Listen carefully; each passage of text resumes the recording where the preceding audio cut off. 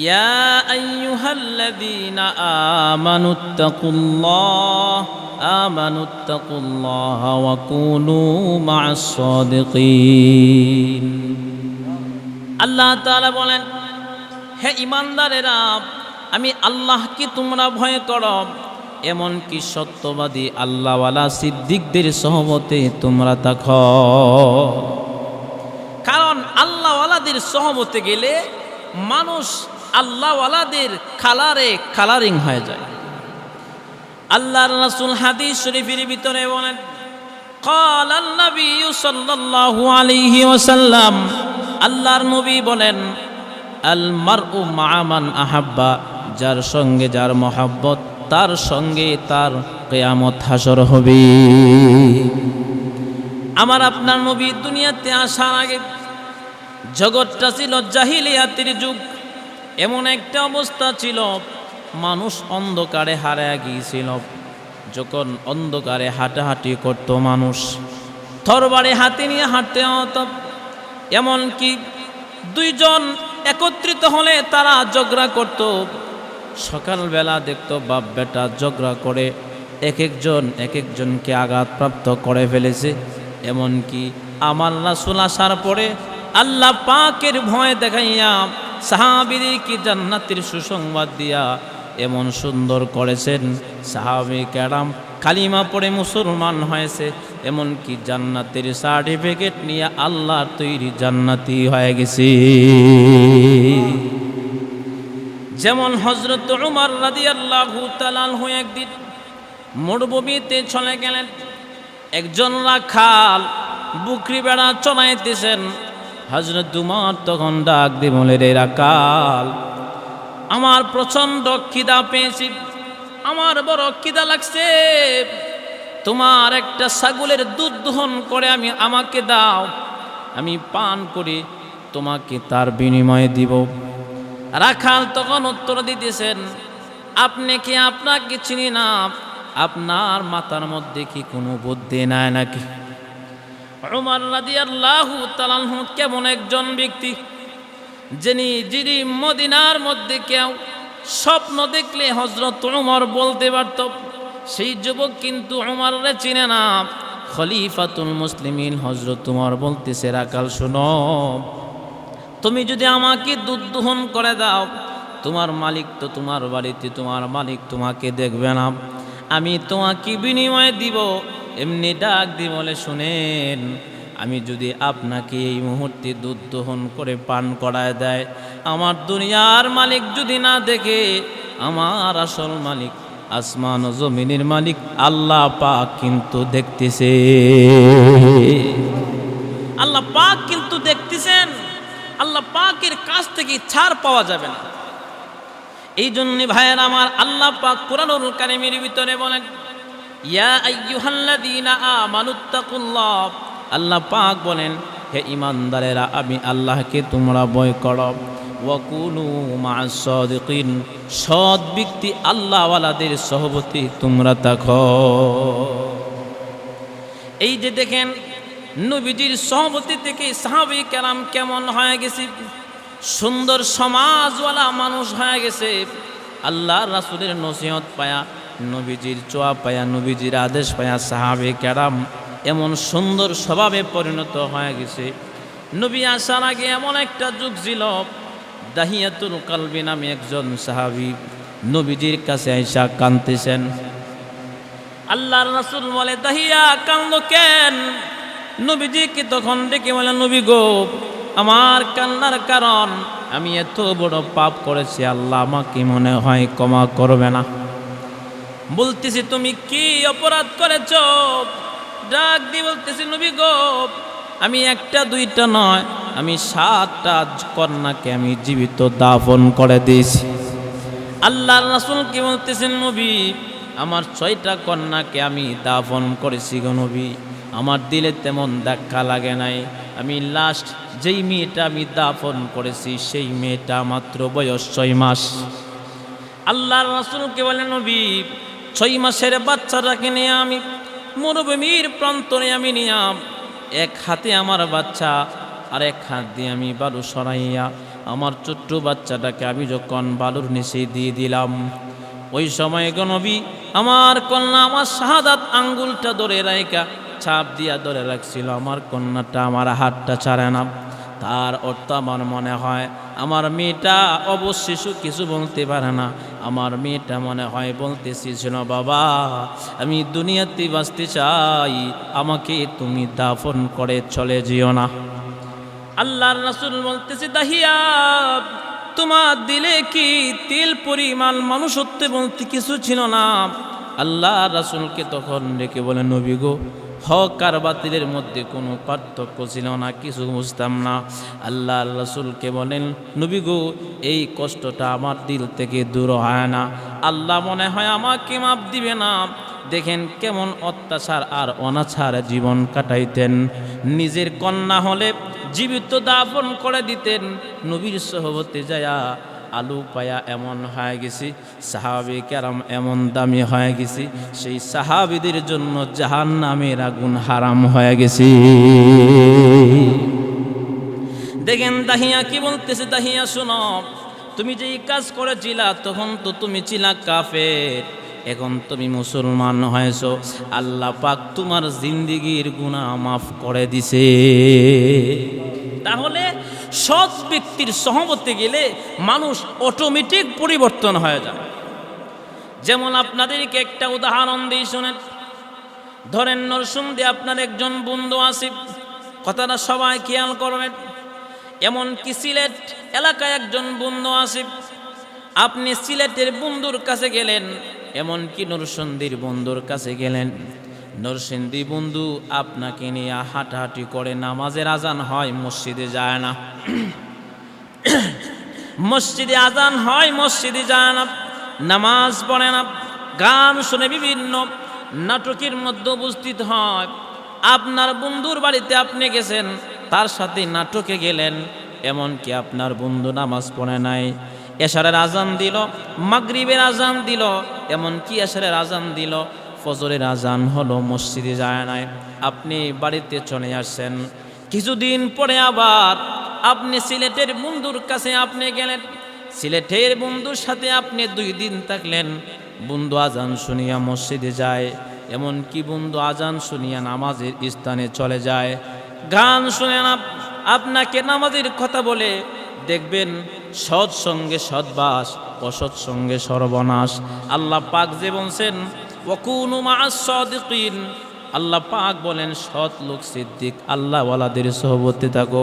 দেখবেন সিলেটের বন্ধু সৎ, তার কাছে যাওয়ার পরে অটোমেটিক আপনার মাথা থেকে পা পর্যন্ত এমনকি দিলের মধ্যে অটোমেটিক পরিবর্তন চলে আসবে।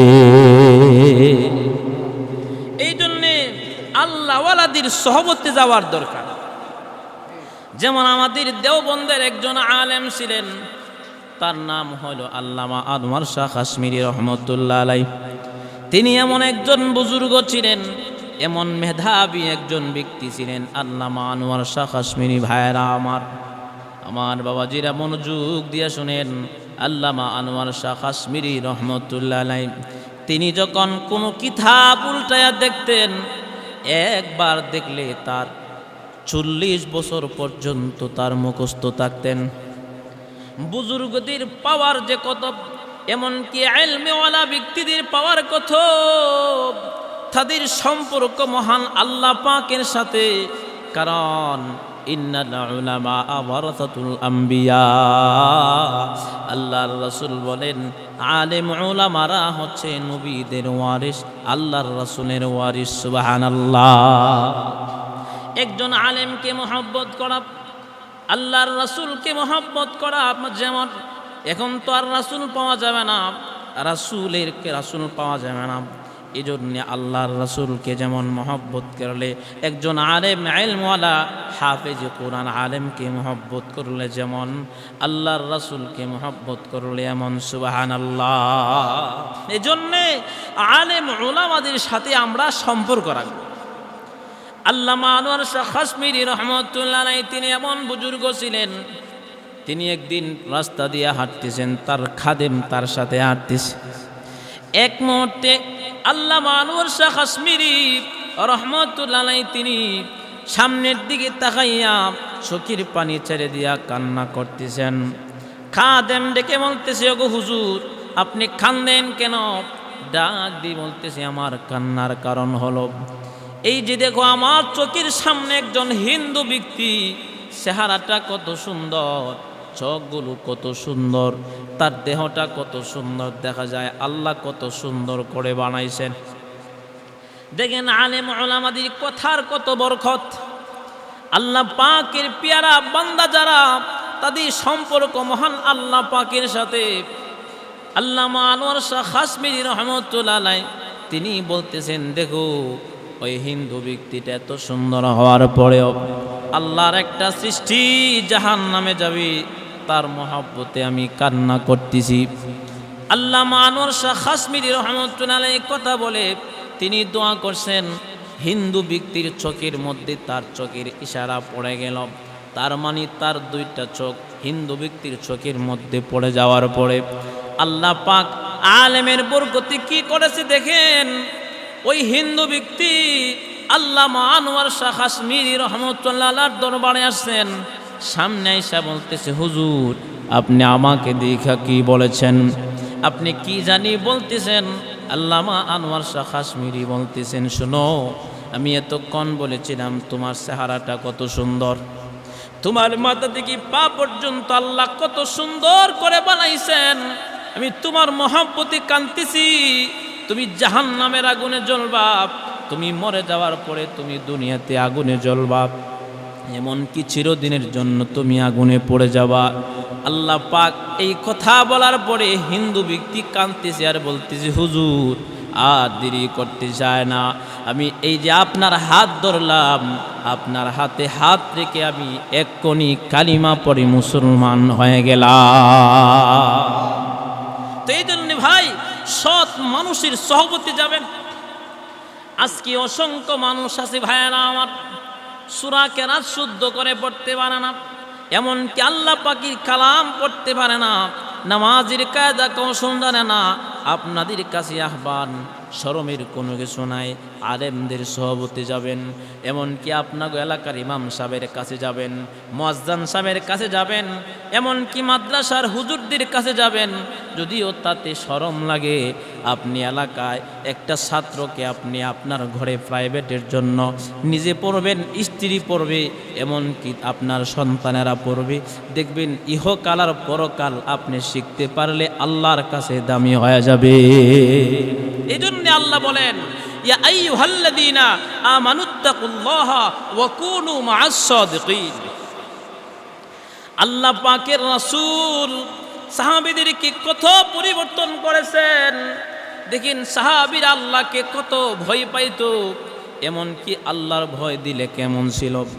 একদিন মরুভূমি দিয়া একটা মহিলা যাইতেছেন, কারণ নবীজি আসার আগে আরবের লোকেরা এমনকি বিভিন্ন এলাকার মানুষেরা মহিলা মানুষ দেখলে জাপায়া পড়ত, মহিলা মানুষ দেখলে জাপায়া পড়ত, হালাল হারাম বুঝতো না।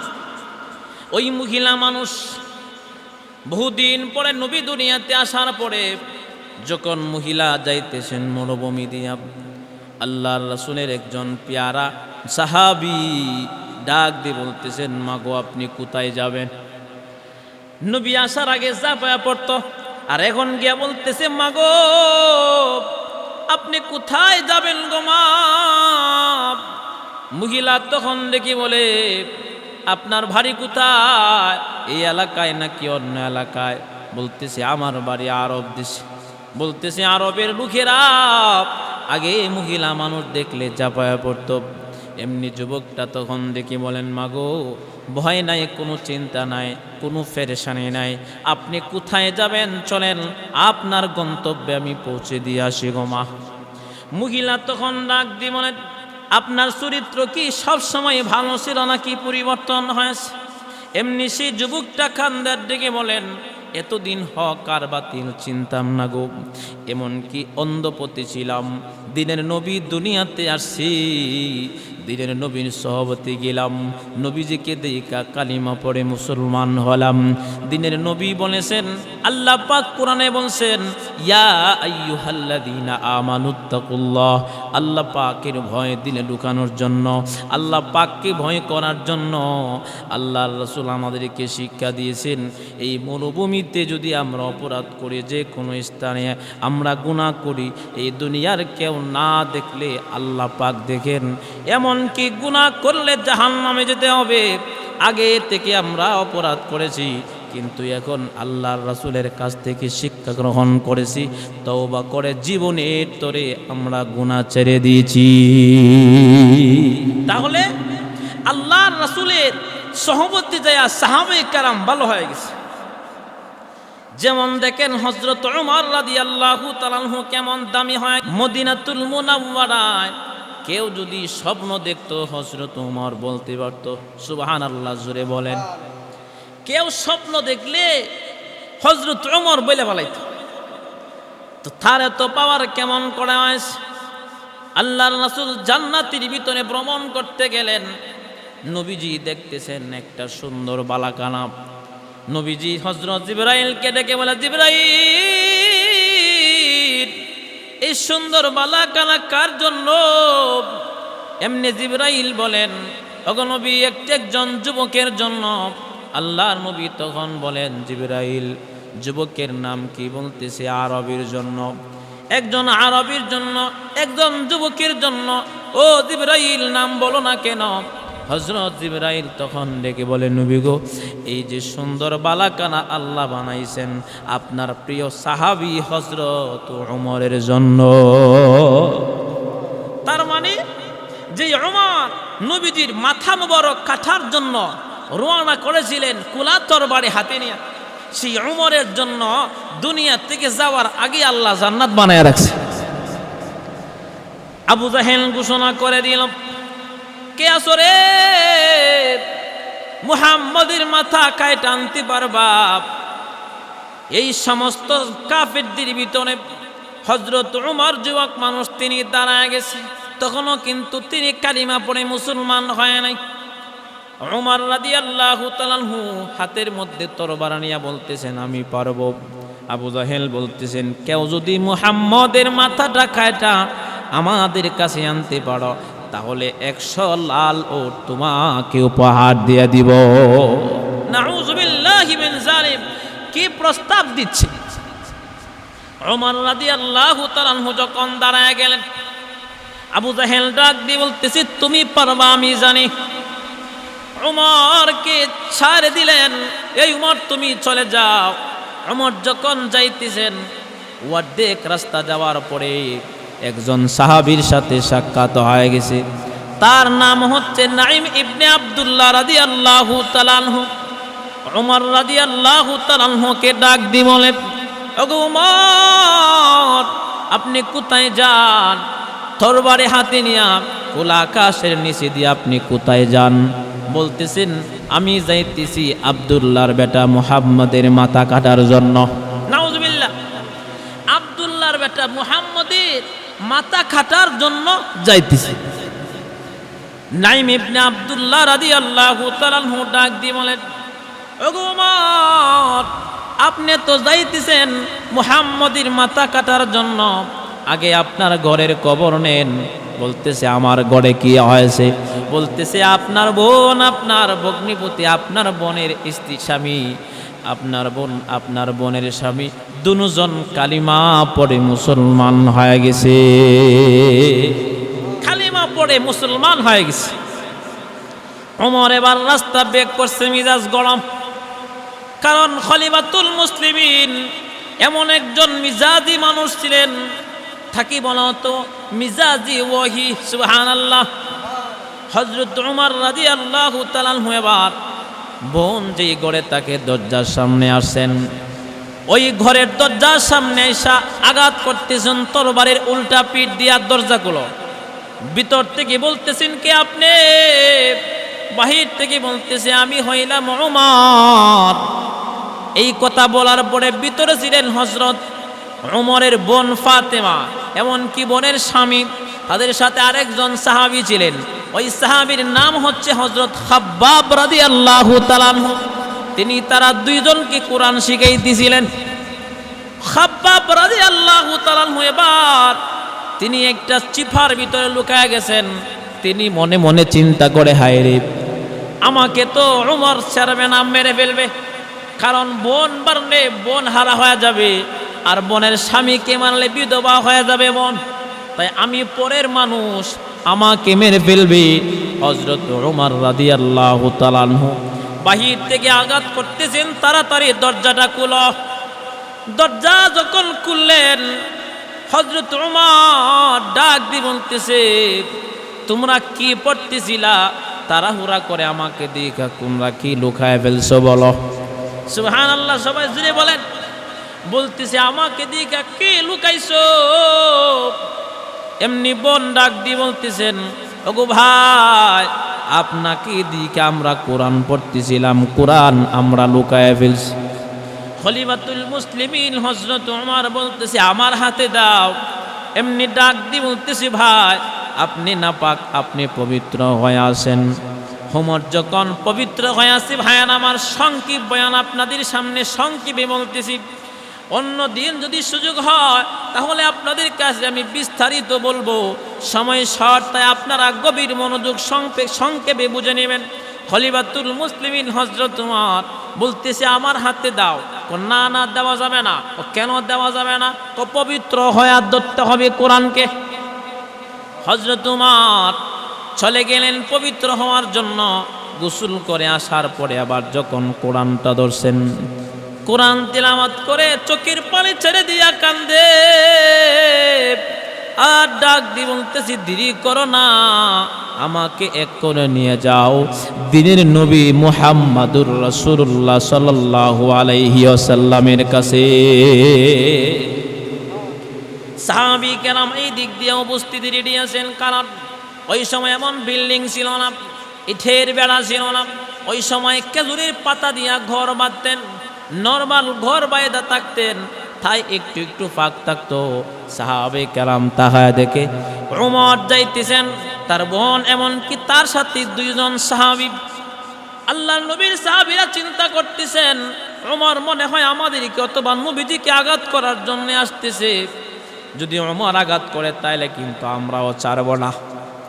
এই কথা বলার পরে দিনের নবী বলতেছেন, সাহাবীরা, ওমর কি তোমরা আসতে দাও, সাবধান, তোমরা কিন্তু কিছু করবা না। ওমর যখন ভিতরে প্রবেশ করলেন, আল্লাহর রাসূল জামার কোনার মধ্যে ধরে বলে, ওমর তুমি কেন আসছো?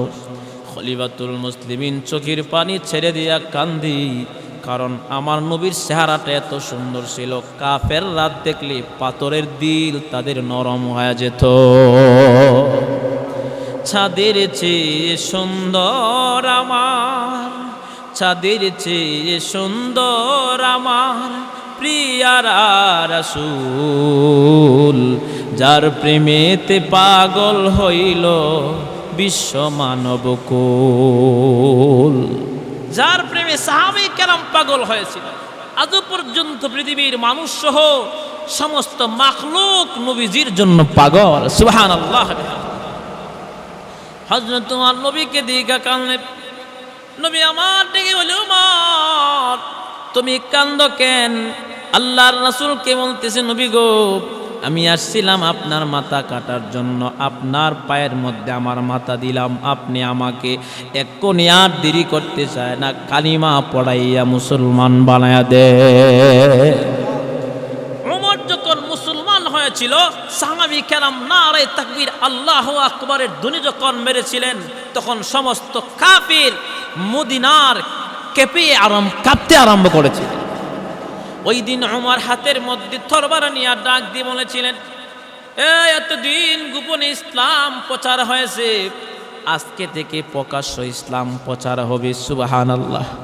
ওমর ডাক দিয়ে বলেছিলেন, কে আসো রে, মার কুল খালি করবা, এমন কি কে আসো, বাবার বুক খালি করবা, আসো।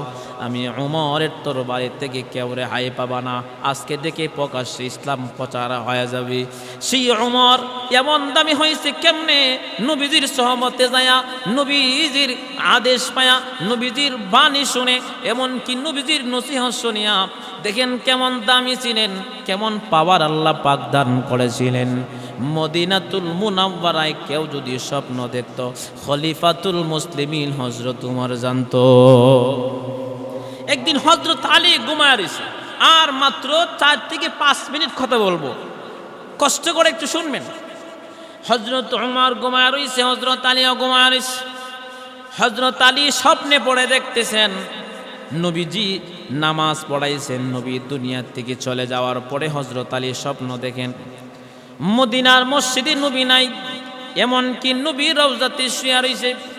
নবী আমার দুনিয়া থেকে বিদায় হওয়ার পরে হযরত আলী স্বপ্ন দেখতেছেন নবীজির পিছনে হযরত আলী ফজরের নামাজ আদায় করলেন। ফজরের নামাজের পরে একজন মহিলা পয়লা গাছের খেজুর গাছের খেজুর নিয়ে আসছে নবীজির কাছে, যে নবী প্রথম গাছের প্রথম ফসল মানে ফল আপনার কাছে আনছি, আপনি খান, সাহাবীদেরকে দেন, আমার জন্য দোয়া করেন। আলী রাদিয়াল্লাহু তাআলা আনহু স্বপ্ন দেখতেছেন নবীজির কাছে দেওয়ার পরে জুরিটা নিজে খাইতেছেন, সাহাবীদেরকে বন্টন করে দিতেছেন। আলী রাদিয়াল্লাহু তাআলা আনহু তিনি লাইনের মধ্যে বসা, নবীজি হযরত আলীকে একটা খেজুর দিলেন। আলী রাদিয়াল্লাহু তাআলা আনহু বলেন, আমি খেজুর মুখের মধ্যে দিলাম। খেয়াল করবেন কথাটা, স্বপ্নের ভিতরে কিন্তু এমন হইতেছে, স্বপ্নের ভিতরে কাহিনী ঘটতেছে। আলী রাদিয়াল্লাহু তাআলা আনহু এবার খেজুর খাইতেছেন। আলী বলেন, খেজুর যখন আমার খাওয়া মোটামুটি শেষ হয়ে গেছে, মসজিদের মিনার থেকে আযানের ধ্বনি চলে আসে, আল্লাহু আকবার, আল্লাহু আকবার, আশহাদু আল্লা ইলাহা ইল্লাল্লাহ, আশহাদু আন্না মুহাম্মাদুর রাসূলুল্লাহ, হাইয়া আলাস সালাহ, হাইয়া আলাস সালাহ, হাইয়া আলাল ফালাহ, হাইয়া আলাল ফালাহ, আস-সালাতু খায়রুম মিনান নাওম। এমন করে যখন মসজিদের মিনার থেকে আযান চলে আসছে, আলী রাদিয়াল্লাহু তাআলা আনহু বলেন, নবীজি যে আমাকে স্বপ্নের ভিতরে খেজুর দিয়েছিল, সেই খেজুরের মজাটা আমার মুখ থেকে যায় নাই। স্বপ্নে খেজুর খাইছে, আযান শুই না ঘুম ভাঙছে, তারপরে বলতেছেন আমার মুখ থেকে খেজুরের মজাটা তখনও গেছে না। হযরত আলী স্বপ্নটা কারো কাছে কইছে না, কারো কাছে বলে নাই। মসজিদে নববীতে চলে গেলেন। হযরত উমর রাদিয়াল্লাহু তাআলা আনহু তিনি ইমামতি করতেছেন। নবীজির সাহাবী ওমরের পিছনে আলী দাঁড়ায় গেছে, ফজরের নামাজ পড়বে। ঠিক নবীজির পিছনে যেমন নামাজ পড়ছে, নামাজ শেষ, ওমরও নামাজ পড়াইছে। সালাম ফেরানোর পরে দোয়ার পরে একজন মহিলা একটা ঝুড়ির মধ্যে নিয়ে খেজুর নিয়ে হাজির হয়ে গেছে। ডাক দিয়ে বলতেছে, ও উমর, খেজুর আপনি খান, সাহাবীদেরকে আপনি আপনার সাথীদেরকে খেজুর দেন। হযরত আলী কাহিনী করতেছি, কি ব্যাপার, এমন দি হুবহু মিলে গেছে, দেখছি স্বপ্নের ভিতরে নবীর এমন করছে, এখন দি বাস্তবে হযরত উমরের সাথে এমন করতেছে, ব্যাপারকে একটু দেখতে চাই। একটু জোরে বলেন সুবহানাল্লাহ। খলিফাতুল মুসলিমিন হযরত উমর জরিরটা যখন হাতে নিলেন, এমনকি একজনের মাধ্যমে মহিলার কাছ থেকে নিয়ে ওমরের হাতে দিয়ে দিলেন। ওমর খেজুর খাইতেছেন, এমনকি তার সাথী সাহাবীদেরকে দিতেছেন। হযরত আলী যেমন নবীজি স্বপ্নের ভিতরে একটা খেজুর দিয়েছিলেন, লাইনের মধ্যে হযরত আলীকে হযরত ওমরও একটা খেজুর দিছে। হযরত আলী খেজুর খাইছে। আলী রাদিয়াল্লাহু তাআলা খেজুর খায় বলতেছে, ওগো ওমর, মাশাআল্লাহ মাশাআল্লাহ, বহুত মজা, খুব মজা খেজুর, আমার একটি আরেকটা খেজুর দেওয়া যায় না? এরে আমার ভাই, দেখেন কেমন পাওয়ার আল্লাহ দান করেছিলেন। ওমর তখন ডেকে বলে, আলী গো, স্বপ্নের ভিতরে নবী আমার তোমাকে একটা খেজুর দিয়েছিল, আমি তোমাকে কেমনে 2টা খেজুর দিতাম? আলী তখন বলতেছে, আশ্চর্য ব্যাপার, আমি স্বপ্ন দেখলাম, আমি কারো কাছে বলি নাই, এমনকি কারো কাছে শেয়ারও করি নাই, আপনি কেমন করে জানলেন? ওমর মুস্কি হাসা কই আলী শুনো রে, কেউ যদি মাথা থেকে পা পর্যন্ত আল্লাহর জন্যে, আল্লাহর দ্বীনের জন্য যদি সদকা করে দেয়, আল্লাহর জন্য সব কিছু বিলায় দেয়, অটোমেটিক আল্লাহর পক্ষ থেকে জানতে পারে।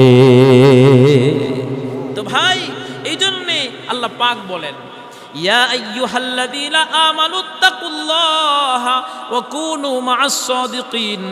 এমনকি আল্লাহর রাসূল বলেন, আল মারউ মা'a মান আহাব্বা।